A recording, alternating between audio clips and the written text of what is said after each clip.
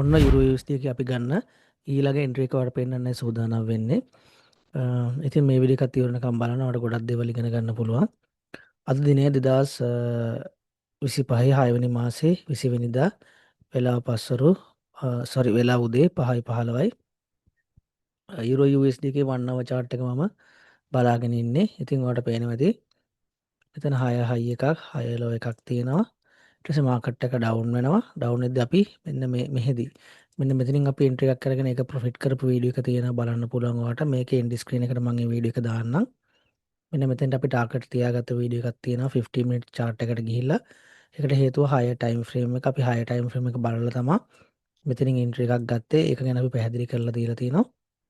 ඊට අමතරව දැන් ඔන්න අපි එන්ට්‍රි එකක් ගන්නවා මෙන්න මේ අපි කලින් මාක් කරගත්ත zone එකේ.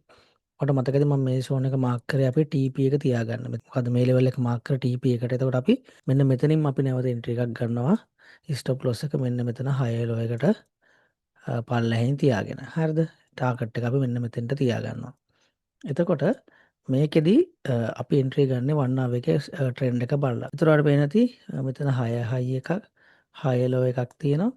ඊට පස්සේ මාකට් එකේ ඉන්වෙස්ට්මන්ට් හදලා ඉන්වෙස්ට්මන්ට් ගන්නවා. මෙතන 6 high එකක් තියෙනවා. එතන අපි මෙන්න මෙහෙදි ගත්ත එන්ට්‍රීස් අපි පැහැදිලි කරපු වීඩියෝ එකක් තියෙනවා. හරිද? 1 hour එකකින් ගත්ත එන්ට්‍රි එකක් තියෙනවා. ඊට පස්සේ මෙහෙම මාකට් එක ගිහිල්ලා මෙතෙන්ට ආවට පස්සේ අපි මෙතනින් ගත්ත එන්ට්‍රි එකක් තියෙනවා. හරිද? ඒ ඔක්කොම අපේ YouTube එකේ තියෙනවට බලා ගන්න පුළුවන්. පැහැදිලිද? අපි මෙතනදී 6 high එකක් මාක් කරා 6 low එකක් මාක් කරා. ඊට පස්සේ ඉන්වෙස්ට්මන්ට් ගත්තට පස්සේ අපි මෙන්න මෙහෙන් ගත්ත එන්ට්‍රි එකක් තියෙනවා. එතකොට ඒ එන්ට්‍රි එක අපි මෙතෙන්ට ප්‍රොෆිට් කරා. ඒක අපි පැහැදිලි කරලා දීලා තියෙනවා. ඊට අමතරව මේ ට්‍රෙන්ඩ් එක යනකොට ඒ කියන්නේ මේ හදාගෙන යන ට්‍රෙන්ඩ් එක යනකොට අපි 15 මිනිත් එකකින් එන්ට්‍රීස් ගත්තා. ඒවත් අපි පැහැදිලි කරපු වීඩියෝස් තියෙනවා. ඒවත් අනිවාර්යෙන් බලන්න. ඊට පස්සේ ඔන්න මාකට් එක උඩට ගියා. උඩට ගියාට පස්සේ මේන පුල් බැක් එකට අපි ට්‍රේඩ් කරගත්තා. ඒකේ වීඩියෝසුත් තියෙනවා බලන්න.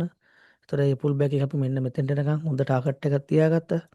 ඊට පස්සේ දැන් නැවත අපි මොකද කරන්නේ? මෙන්න මේ පැත්තට ට්‍රේඩ් කරනවා. පැහැදිලිද? එතකොට මේ පැත්තට ට්‍රේඩ් කරනවා. මෙන්න මේ zone එකෙන් එන්ට්‍රි එක ගන්නවා.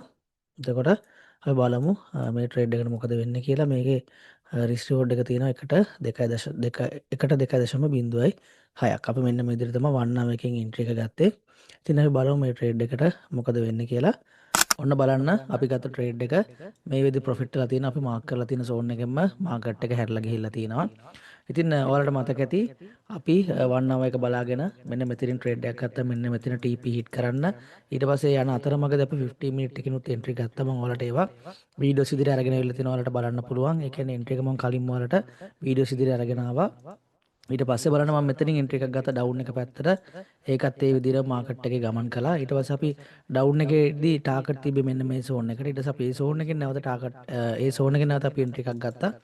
TP එකක් මෙතෙන්ට තියාගත්තා. බලන්න මේ හැම ට්‍රේඩ් එකක්ම සාර්ථක වුණා. ඉතින් වෙන මොනවද අපි ඇනලයිස් කරේ මෙතනදී ස්මාර්ට් මනි කන්සෙප්ට් ඇනලයිස් කරලා තමයි අපි මේකෙදී එන්ට්‍රීස් ගත්තා. ඉතින් බලන්න කොච්චර හොඳට ස්මාර්ට් මනි කන්සෙප්ට් මාකට් එකේ වැඩ කරනවද කියලා. ඉතින් ඔයාලට මේ දේවල් මුල ඉඳන් ඉගෙන ගන්න පුළුවන් අපේ ප්‍රීමියම් වීඩියෝ පැකේජ් එකෙන්.